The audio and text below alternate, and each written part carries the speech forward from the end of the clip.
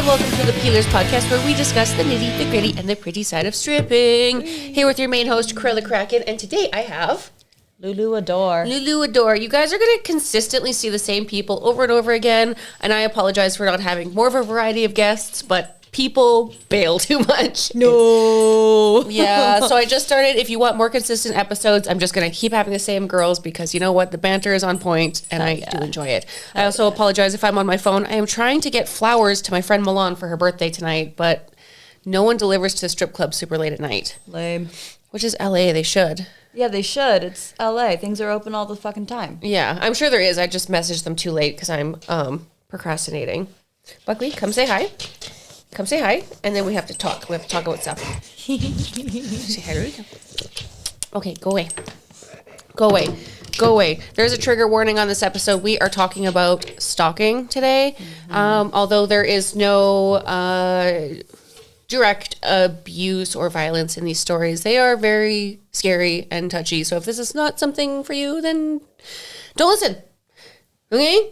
And if you are stalkers, listen and please take notes. Please take notes. It is something that almost happens to every stripper, and in small ways and big ways, with knowing, without knowing. It happens extremely often in our industry because people get a little delusional. They do. Yeah. Yeah. It's, it happens, and like, it's always like, the whole thing is at the end of the day, though, I think, when it comes to stalking, is people are always like, oh, well, because you're a stripper, it's going to happen to you. But it can happen to anybody. If you have any sort of online footprint at all, like if you just have an Instagram account, someone can stalk you. It does not matter like who you are. Yeah. It can happen, but it is very prevalent in our industry. I think it has to do with like we talked about this in the last episode, parasocial relationships, or thinking that people have far more of an intimate relationship because they've seen us naked, or because they know who we are, or because they really enjoy what we're doing. Yeah. You know, if they big fan of us on stage, or the way that we give a lap dance, or anything, or the fact that they've come to see us 5 days in a row, they feel like that's a close relationship. They're getting to know you because they're around you. Yes. And really they know nothing. Exactly. They don't know anything about us, or maybe they do, depending on who the stalker is. There are some cases where, like, stalkers are, I don't know about everyone's case, but there are some people where, like, their stalker is actually, like, an ex-boyfriend or something like that, and they're just trying to make themselves anonymous or something like that, so. Yeah, freaky deaky stuff. It is freaky deaky stuff. Yeah. So we both have very different stalker stories, so we're going to go into both of our stories, and they're different in the way that your stalker made himself known. Yes. He reached out. He did all this. We're assuming all of these things, he made himself known and prevalent in your life, and he tried to affect your life. As for mine, was not at all. I didn't know about it until someone told me about it, and then it got deeper and deeper and scarier and scarier the more that I found out. Yeah. So let's talk about your stalker, when it started, why you think it started. Everything. So my stalker situation started, I actually have all of the emails saved in a specific folder on my inbox. And I'll get into that later as to why I have them all saved and all that jazz. But which is very important for anyone watching. If you do have a stalker, start documenting everything. Document it. Keep them all saved in a folder. If it starts happening, like, just put it in there. So I was at Taboo Vancouver a few years ago. I can't remember the exact year. I did that, and then after Taboo, I got this really weird email from somebody. No idea who it was. They used an encrypted email. It was like Proton Mail or something. So with most normal emails, you can look up the IP address for anything. So you'll be able to like see kind of like where the person is sending the email from, where they live, and all that jazz. So you can kind of get an idea. Proton Mail, the IP address is completely concealed. So there's absolutely no way of knowing who it is. Like, you will not be able to find out. Like, even private investigators with Proton Mail, like, have a hard time finding out who is behind that specific email address. So they created this account it was like some really weird name. I had never heard of it before. And they were like, oh, we saw you at Taboo. And like, we were wondering, you want to do like a kink video or whatever. And it was to my real name email address, which I don't give to anybody whatsoever. So I was kind of like, that's weird, but I ignored it because as with most weird emails, I'm like, I'm not going to respond to this, whatever. And then he kept sending more emails and it just was getting weirder. And at one point it was like, oh, you gave me a lap dance at the club. I want my $50 back. And I was like, this is getting really freaky. I don't like this. This person outed me to my family. And it was... Did he send an email to them? Yeah, oh yeah. So what happened was, he sent an email. Long story short, I'm trying to say this in like a way that doesn't give away too much about my personal life. My initials are the same as one of my family members' initials. And so when this stalker thought I blocked him, he decided to test out variations of my email address. And one of them happened to go to one of my family members because we had the same initials. So yeah, that sucked. And it just caused a whole chain of events. So that's where it started. And then I didn't hear from this stalker. I would hear from them like every couple months or so. And it'd be like really weird, random things. And it would be like anytime something happened in my life, they would like come forward and like make fun of me for it or something. Were you posting about something and that's how they found out, or was it creepier than that? It was creepier than that. So I only just recently made my Instagram public. My Instagram has been private for all these years for numerous reasons, one of them being this stalker. Mm-hmm. So I had no idea how this person found out any of this information. I was so super careful about posting anything. I made my account private. Any random weird account that requested to follow me, I would not. Like, this person terrified me. Like, I was so scared. And they wouldn't say anything. So then, yeah, they just kept sending like weird emails. I actually have some of them. Like, I can. When you say weird email, like, what is it saying? Oh my God. Here, let's look at them, shall we? So what would happen is this person would start to write the emails in like a really weird, I don't know, it's just. Was it like in riddles? No, but it was just like weird, like a weird slang speak. Like it went from like normal speak to now like a weird slang speak. So then what happened was, because I did do another podcast with another friend of mine in Vancouver talking about this experience, my stalking experience when it was still new. And then they sent me an email and an email to the person that did the podcast being like, so I just listened to your episode and yeah, that's fucked up, but not fucked up the way you think fucked up. No, not at all fucked up. You got it wrong. Like you say doxing. I mean, I never heard of doxing. I had to look up doxing. Doxing is publishing, identifying info on the internet with bad reason. That ain't what happened. And it's just like going on and on about like how everything was wrong. You want the truth and like, sorry, the family got copied. Can you imagine like, they're like staying anonymous and stalking, but then when you talk about it, they're like, no, you're saying it wrong. You need to like, that is absolutely whack. Do you think that based on the way that they're talking, that they must be older if they don't know doxing and don't know like grammar and don't know, like, I don't know anything, because it sounds like they're trying to say something. Like they're mad, like wrong. That's wrong. It gets worse. Yeah, it gets worse. And so what happens is the stalker continuously goes, "Oh, you won't hear from us fans, not stalkers again. Fuck you too." But then I keep hearing from them. So when he says fan, is he ever saying anything nice? No, never. And then after that, like I would get these random emails, and it would be like the subject of the email. This one says Lulu the whore. And sick. You should have shirts like that with like lightning. Lulu the whore. Lulu the whore. And it's just like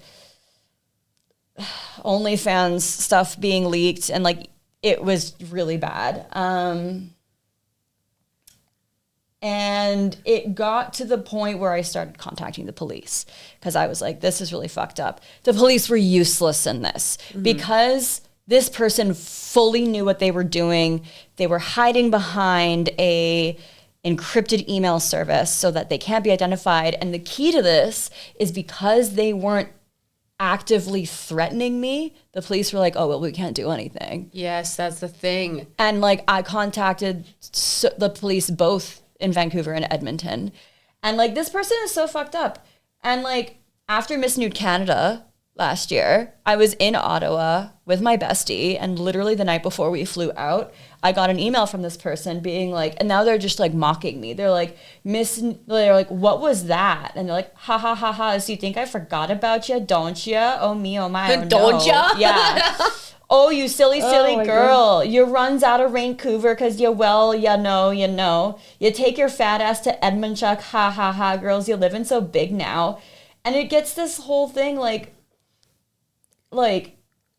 you didn't even come in any place and there were only 5 of you, like, just like making fun of me and being like, oh, stop it. You don't know what you're talking about. And it got in, like, that broke me. I was like, what the fuck is this? Like, this isn't okay. Mm-hmm. And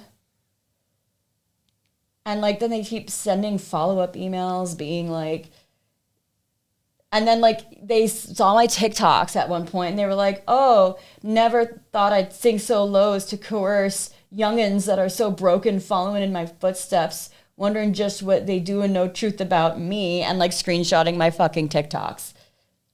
And it's like, worse is that I never thought I'd be a skank making the club lose the customers. The club lose the customers? Yeah, it's so... And they're just like, oh, you don't get it. And it's really fucked up. It's weird that they're smart enough to use encrypted email but not know what doxing is. Oh, yeah. And then it sounds like they're trying to be smart by like really misspelling things so that nothing can be linked back to it. No. I even reached out to private investigators. And then one of the last emails I got now was actually after the podcast we did, being like, because I talked about musical theater and was like, oh, how dare you talk about this? And you've really done it now. And there's a theme that's happened with this fucking stalker, which is like, oh, I have a pair of your green panties. I have a pair of your green panties. And I'm like, nobody does. Yeah. Like, what the fuck? Like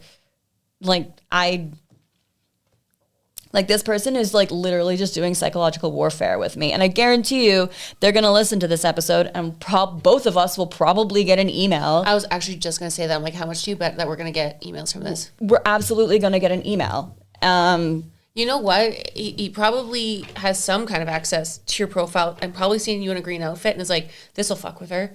But like, it's also like, that's so dumb. It is so dumb. Their intelligence is low, but also like crafty. Like the thing is it's really low, but at the same time, they're so smart because they know the law and they know that as long as they don't actively say something like, I'm going to come find you and do X, Y, Z to you, the police can't do shit. They know that. Yeah. They know that if they hide behind an encrypted email, the police can't do shit either. So they're like playing this psychological game of like, haha, like, look at me, I'm tormenting you, but you can't do shit about it. And it's so fucked up. Mm-hmm. And it's like, I don't know what I did to this person. I don't know why they're doing this.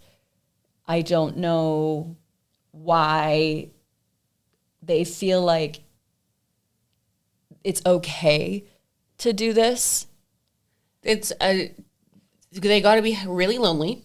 That. Really lonely. Obviously have a lot of time, not much going on in their lives. And this isn't this isn't me trying to be a bitch or insult anyone. Like, deep down, people that do this, there's no way in hell that they have a healthy relationship with probably everyone in their life. Yeah. There's no way that they have a healthy relationship with themselves. Yeah. You can't. No. You can't have a good relationship with yourself and be doing this kind of stuff at all. It doesn't exist. No. Which is, I hope that you know that. Yeah. You know that, like, obviously you did nothing wrong. No, and it's still very triggering for me because it does, honestly, whenever I do receive an email, it does bring up a major trauma response for me. I do have my sneaking suspicion, without going into too many details, that this person got me fired from like a civvy job because I'm a sex worker. Civvy means civilian, for those who don't know. Yeah, civilian. So, because in Vancouver I was working a couple of jobs, and there apparently someone anonymously emailed my boss, and then they fired me for being a sex worker. And it was, even though the allegations were not true of specifically what happened, and it wasn't until I talked to someone later that I was like, oh fuck, that was probably my stalker, because they mentioned anonymous email.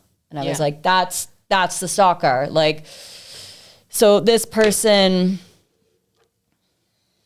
I don't know. I don't know what their end game is. I haven't heard from them in a while, which I'm very, very thankful for. But it's like, I'm leaving you alone. I don't know what I've done to hurt you. Or do you ever respond? Very rarely. I did respond once because when I was in contact with the Edmonton police, they were like, okay, email them like a no contact, like a cease harassment form from us. And I did that. And they were like, ha ha ha, I'm not opening that. Like, what is that? And then the police actually told me to call them again when they responded to the email, and then they did. And then the police were like, well, we can't really do anything. And I'm like, then why'd you tell me to do all this? Like, this is useless. Like, I'm not, this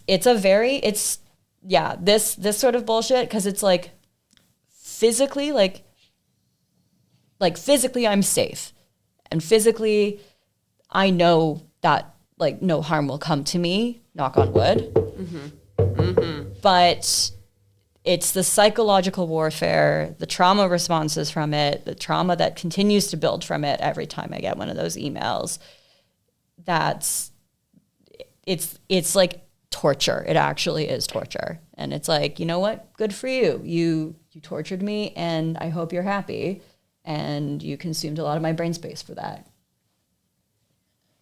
And gained nothing. Yeah, and gained nothing. Like what? Like, what are we trying to gain here? And it's like, at this point, if you're trying to shame me for being a sex worker, it's like, yeah, okay, well, great. Everybody knows that that's what I do. So now she's an award-winning sex worker. An award-winning sex worker. That was funny, because after Miss Nude Northern, I was like, oh my God, I'm going to get another fucking email.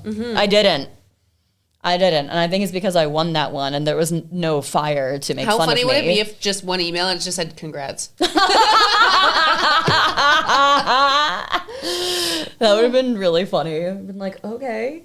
That is so fucking scary. It is. And I feel so, so thankful to like being in an industry right now where like the managers at all the clubs I work at are awesome and would get it.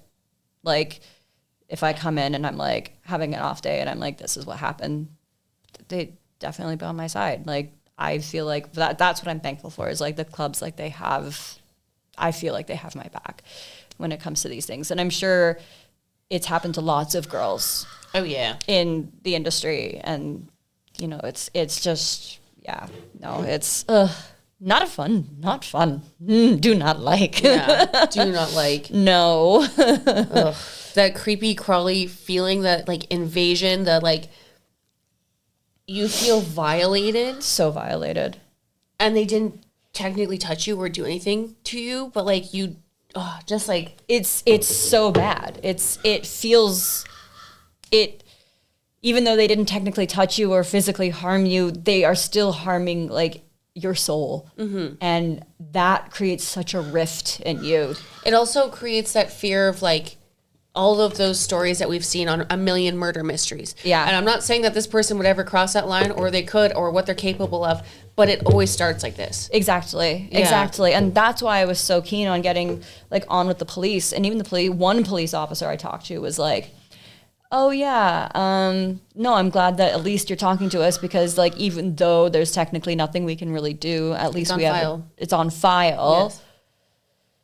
But it's still frustrating. Like I just feel like I've just given up on trying to talk to the police, because I'm just like, it's just an endless cycle. Like I can't do anything. So Yeah. it's like, whatever. When stuff has happened to me, and this is very important for the girls out there, guys out there, anyone, if you feel threatened and you know that they're not really doing anything, they're not threatening you or anything, it is still important to put it in that file and call and say, I am aware that I'm not expecting you to show up at my door. I'm not expecting you to go through my phone. I'm not expecting you to hire a private investigator or anything.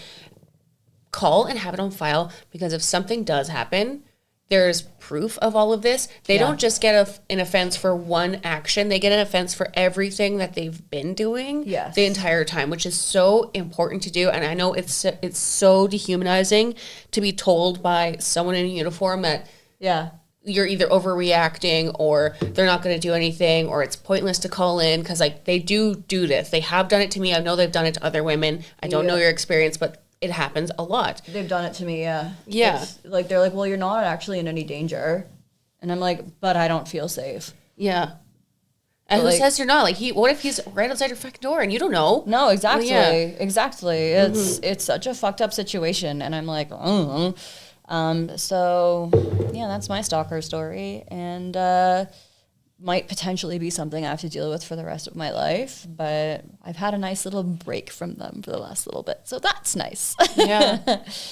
But yeah. And then you had a stalker. Yes. And before we move on to my story, another important thing, I do think it's important to, if you are a reactive person, don't reply to a stalker. No, don't reply. Don't engage. Don't egg them on. Don't threaten them. Do not threaten them. No. It gives them ammo. Yes. And then your case will be out the window. Yeah. So. Yeah. Anytime I've ever responded to my stalker is, what do you want from me? Please stop. Please stop. Yes. That, if you respond with, please do not contact me, please stop, please leave me alone, that will be taken seriously. I think if the case does go further with police, because they'll see that you have made an effort to be like, hey, please stop talking to me. Stop contacting me. Yeah. Absolutely. Yeah. Yes. And make sure those around you also know about this scenario, so that, like, I know a lot of people feel shame for these things that happen. And if, God forbid, anything horrible, knocking on wood again, does happen from a stalker, it is best that lots of people know as many and little tiny details as possible, so that when something does happen, or someone goes missing, or someone gets hurt, or someone gets killed, that people can go, here's her phone code, it's in her email, we think it's this person, it's this, it's that, here's the file number, here's how long it's been happening, that people know, and it's not just a guessing game. Exactly. Yeah. Like, make sure that you're always telling people. Like, I always tell people whenever I get an email, I'm like, this happened. Mm-hmm. So, yeah, it's anonymous stalkers, man. They're no fun. No fun. No. My stalker is no longer anonymous. I know him by first and last name, which will absolutely not be mentioned in this podcast. Because I have not been harmed and everything like that, I'm going to say everything is allegedly. Yeah. I don't want to catch a lawsuit in case I accidentally out who this person is, but it has been dealt with in the most cautious way that we could, which is so minimal. In the end, it's going to really piss you off how like little this guy got in trouble. Yep. So here's how the story starts. Okay. I'm at work and my friend calls me over and she says, this guy knows let's give him a fake name, Bob. Yeah, fake name. This guy knows Bob. I go, Bob? Who's Bob? And then the friend goes, Bob? The guy you're seeing? I go, I'm not seeing anyone. I think even at the time, maybe I was seeing someone because I remember my boyfriend at the time was not taking this seriously. And I was like, yo, this is spooky, is it not? I'm pretty sure this is scary. Yeah. And I'm like, nope, not seeing anyone because in the club we're always single. That's what we say. And the friend goes, I fucking knew he was lying. Ugh. And I go, lying about what? So you're not dating this guy. And shows me a picture of him. I'm like, no, I'm not dating that guy. I knew he was lying. I knew it. For like 2 years, he's been saying that he's been seeing you. And I'm like, what? And then he goes, yeah, and opens a group chat and shows me a picture of myself at the gym. Oh my God. And I'm like, wait, what? And this guy who is friends with Bob is like, kind of realizes that it just went from like, oh, what a liar, LOL, loser, to, oh, fuck, I'm outing my friend for being really, really creepy. Yeah. So he kind of grabs his phone and says, what? Yeah, really? And kind of tries to shoo it away. Like, I'm spooked, yeah. And then I go upstairs in the change room, and then it's slowly hitting me. Like, how creepy this is. Because, like, you know, you kind of see it, and you're like, creep, weirdo. And then you go upstairs, and then later it'll hit you, and you're like, wait. Yeah, this is not okay. Yeah, the friend ends up leaving. And my coworker, who knows the friend, I text her that night. I'm like, can you just give me any info on that? Like, any info? The longer I'm thinking about it, the more it's bugging me. Ugh, yeah. She sends me some screenshots from this group chat. And I find out that it's a guy who goes to my gym. Obviously, he has pictures of me at the gym. Yeah. Along with that, there's other pictures of me in the gym. And then some info about other people in the group chat. And I had managed to gain quite a few pictures of myself. This man was posting me publicly on a Snapchat. Oh, God. So not even hiding it, being like, this is close enough to make it look like he's working out with me, like right behind me. Ugh. Being like, with my favorite girl again, this and that, like pictures of me doing handstands, pictures of me doing stretches. Very much with like on his story being like, yeah, this is my girl.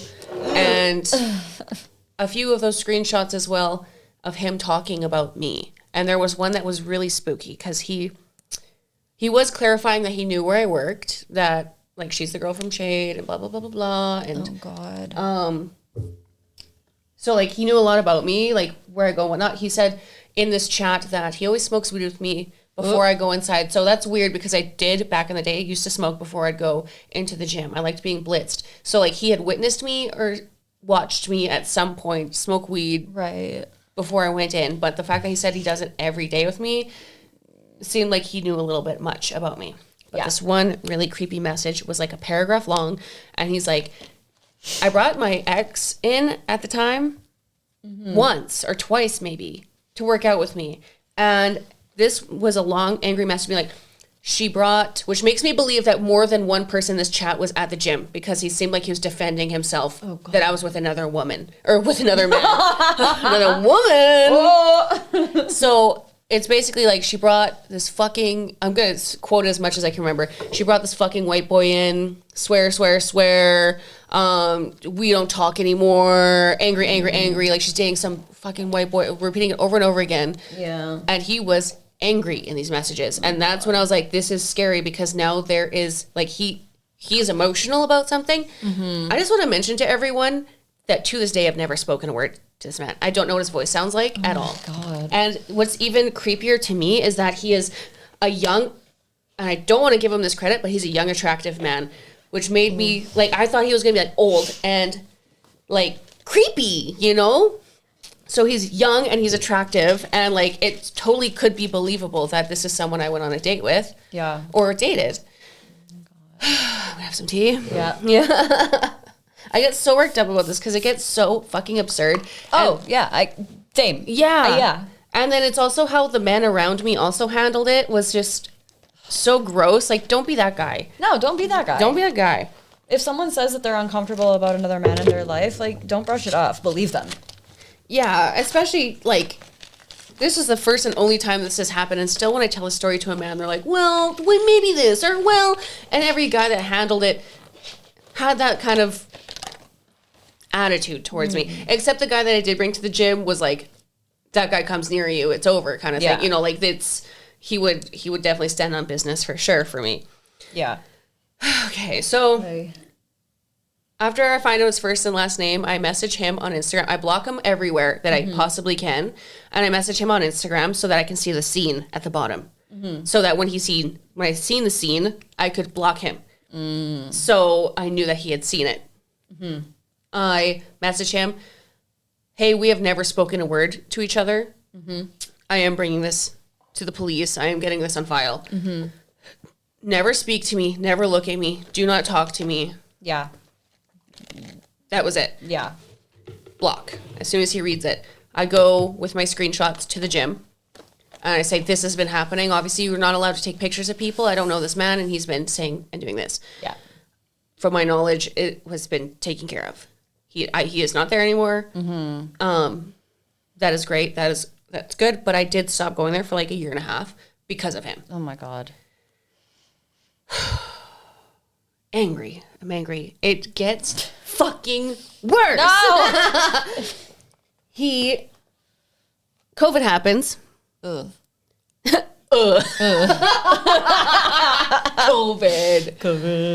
COVID happens. And we come back to work and everywhere is hiring. Right? Do you see where this is going? Oh God. No. I'm at work at my favorite club where I feel safest. No. And who is the new security guard? No. Bob. No. And I can't explain. My heart dropped through my asshole completely. I just remember completely utter shock. The audacity. Yeah, the audacity. Do you think I'd forget your face? No. Yes. You know I work here. I have screenshots of you saying that I'm the shade girl. Yeah. Yeah. Yeah. You know that. And you work here.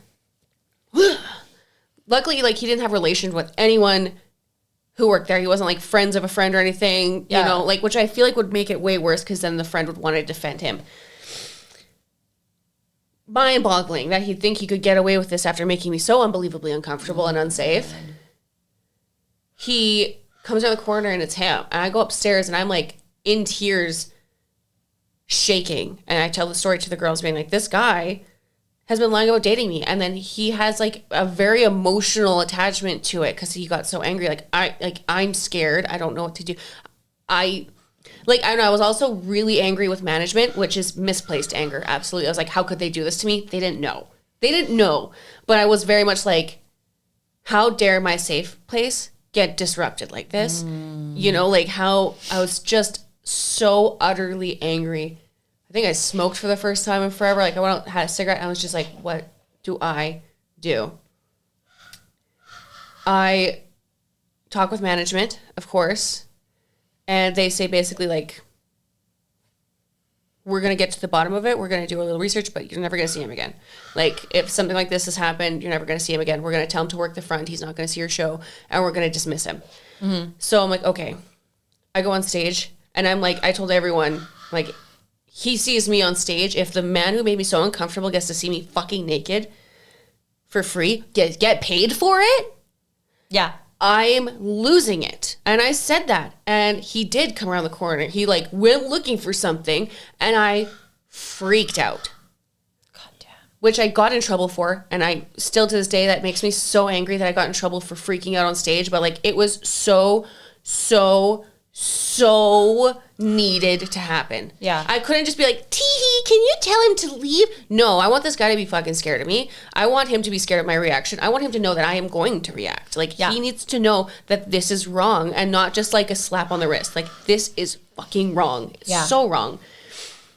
So I freak out, whatever. I get in trouble the next day for losing my mind on stage. I should know how to keep my cool. I'm I've kept my cool a million times.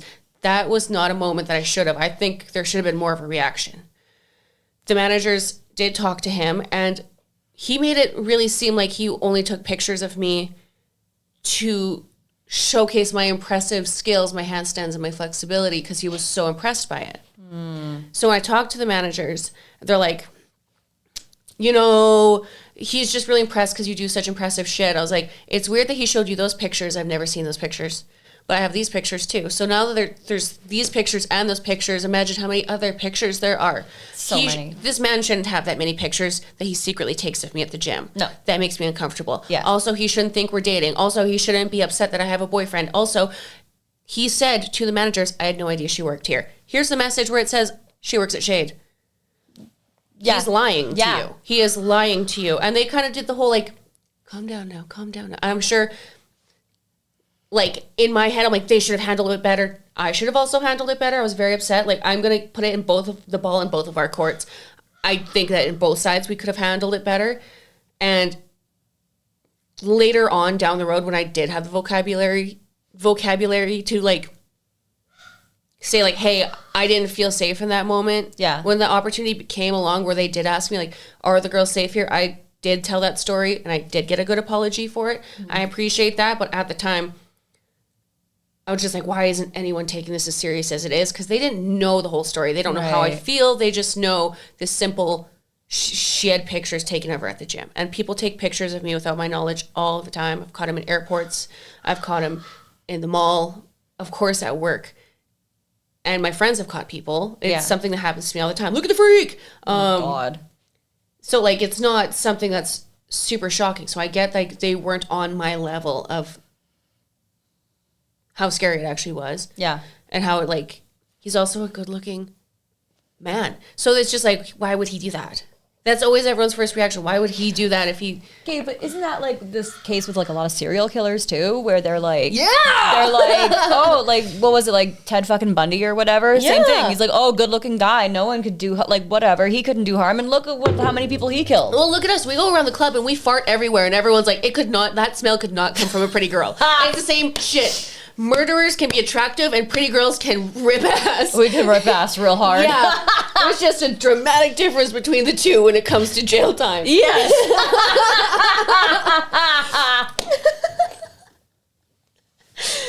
So, like, yeah, when I tell the story, like, it's still, I'm getting sweaty, like, it still upsets me. I wish that everyone, like, had my back more and everything. Yeah. But, like, I get it. You work with nothing but women, and people can overreact, and people can feel uncomfortable or want people banned for something so much smaller. And, like, I've had my moments where I'm, overreacting or overdramatic, but that was just something that was so serious. I was like, why is no one actually considering, like, the severity of it? Yeah. Yeah, it was, I did never see him again. He did not work there again. I don't know what happened. Of course, they're not going to tell me that because I'd be very unprofessional to be like, we yelled at him or we did this or we did that. Like, that obviously stays between the business. Same with the gym. Like, the gym's not going to tell me what they said or did to make him never go there again. Mm-hmm. It happened and things got taken care of. When I had made a TikTok about this. And this is not what to do. And I hope that this super fan sees this because he is a super fan. I'm putting super fan in quotations. It's me, your gym crush. He'll know what I'm talking about when I say that. I had told this story on TikTok and made some tweets about it, just talking about, like, what you should do in this scenario and, like, how you should be safe and this and that. This guy who also goes to my gym started commenting, be like, you're my gym crush. I like watching you. Beep, beep, beep. Like, very innocent, but, like, also, like, I put myself out there. I'm expecting responses and everything. But I was like, time and place. Yeah. Time and fucking place. Yeah. Time and fucking place. No. And I'm like, this is, like, I'm talking about being scared at the gym, and you're like, hey, he's watching you. So am I. No, thank you. No, thank you. No, thank you. Yeah, it was unpleasant. And on my birthday, he picked a machine beside me. I work out in the women's area now all the time, and it's very annoying because I like to lift heavy weights, but that's what it's done to me, is that, like, I like my gym because it's, like, very close and very familiar and a good price. I just go to the women's area because I'm so sick of scenarios like this. Mm-hmm. And then I post something about it. Or, like, I've caught an old man taking pictures of me doing handstands. I get it. I'm doing cool things and I look like a weirdo. I get it. But it's also creepy. I'll make a TikTok about it. I'll do this about it. And guys are like, you just want attention. You're just lying. You're doing this. So I'm like, I'm just going to hide from now on out. Because this guy comes beside me on a machine because the women's area was too busy. They only have 4 machines back there. It was busy. He's beside me. I instantly get off my machine, and as I turn the window, I can see him just, like, at me, like on the machine. Dear Lord. So I turn around, it was my birthday. Forgive me, it was my birthday. And I'm like, I should never do something like this in public because I don't want to risk losing my membership. But I was like, quit fucking staring at me. And it felt so good. And then when I made a new Twitter, the fucking gym crush guy comes back on there. You're my gym crush, you're my gym crush. So I just fucking blocked him. Yeah. Yeah, I kept the screenshots of everything in case something gets weird. But like, I think he's just a really big super fan with no sense of decency at all. That's still creepy as fuck. It is creepy. It's still creepy as fuck. You should know better. You should know boundaries. Yeah. Especially when I was like, stop. And he kept going. Oh, you just think you're cute though. I'm like, don't defend you. No, don't defend your fucking creepy ass tendencies. Mm-hmm. No. Yeah, in the time of like me having that stalker, like time passed and whatnot. I went through 2 boyfriends in that time. And one was just like, sure about it. Like, yeah, whatever you say, like it's not really happening. I'm like, it's obviously happening. There's screenshots. So badly wanted. It was also very much like the only narcissist I dated. Like the textbook, like just like the TikTok skits. Yeah, yeah. He was just like that. It's actually hilarious. And the only reason we stayed together is because of COVID. We're stuck together for longer than I should have. And like how badly he wanted to make me feel more insane about it is nuts. And then the boyfriend after, the white boy that he was so upset about, would absolutely do something if he needed to. You know, like would absolutely be there in a second, absolutely believed me, was like more enraged than me. And it's weird that you can have like both sides of the spectrum about when people care about you. Like, yeah, it's... People should be enraged for you. Yeah. Like, that's at the end of I don't know, like, in my opinion, like, if something shitty, really, really terrible, shitty happens to you like that, and, like, there's a fucking stalker, people should be enraged for you, especially your partner. Mm-hmm. Like, they gotta be in your corner. They gotta be on your side and be like, I'm gonna fuck a bitch up if anyone gets near my bitch. Like, no. And it's so scary when, like, the reality hits of, yes, I put myself out there online. I also put my friends out there online. I don't do it with my family, but like my name's out there and everything like that. There could be so many more of these that we don't know of. Yeah. That my friends are being stalked by people they don't know, or like I've heard of 4 or 5 times just like this, not this year, but like last year, of people being like, yeah, I went on a date with Corella, or I fucked her, or this or that. And it happens to all of us. And I'm aware of that, and I've been aware of that. But now it's like, wow, people could have really taken this further. It could end so badly. Like, I'm dating that narcissist. Imagine he finds out about this, thinks I'm cheating on him, and he's the one who kills me. And this guy has never even spoken a word to me and gets to say and be believed that he dated me. Yeah, no. And there's so many guys like that out there that have said that shit about us and been believed. It makes me so mad. That my brain short circuits. Like, you've been at work before and the guy's been like, yeah, she totally sucked my dick, and the guy's like, yeah, totally. She did not. Yeah.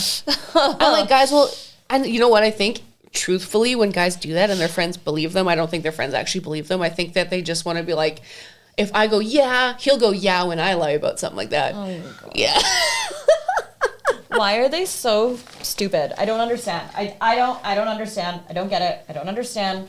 I try not to. It makes no sense. Because we don't do shit like that. That's why we don't understand it. It's so scary and so wild. I really hope that this episode doesn't end up in any kind of like more scenarios of that, of people who want to be known for stalking or make us feel uncomfortable. But it's a sick and twisted world, and people want the upper hand. So, like, it could. We could both end up with 1 million emails because he knows how it affects us. Yeah. You know? Yeah, 100%. Sick. Follow up? Well, I mean, absolutely there'll be a follow-up if that is happening, but there won't be 1 million because we don't want to give this person that much attention. No. And they don't deserve that kind of attention. They don't deserve that kind of attention at all. Make it a TikTok like a normal person. Make it a TikTok like a normal person. Yeah, go fall in a change room, get a few million views, and then you'll be good. Get a weird pet, that'll get you a few views, and then you can spew your nonsense to your followers. Thanks for the content. Yeah.